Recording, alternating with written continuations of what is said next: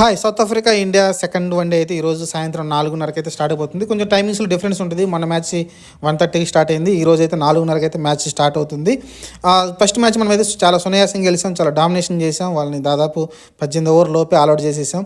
అలానే మనం టార్గెట్ని కూడా చాలా ఈజీగా అయితే ఛేదించాం. 27 ఓవర్లకి ఆల్అౌట్ చేసాం. మనం 18 ఓవర్ లోపే మనం టార్గెట్ని అయితే ఛేదించాం. ఓవరాల్ చూసుకుంటే సాయి సుదర్శన్ మంచి ప్రదర్శన వచ్చింది. అలానే హర్షదీప్ నుంచి, ఆవేష్ ఖాన్ నుంచి మంచి ప్రదర్శన వచ్చింది. వీళ్ళు ముగ్గురు అయితే టాప్ క్లాస్గా ఆడారు ఆ రోజు అయితే.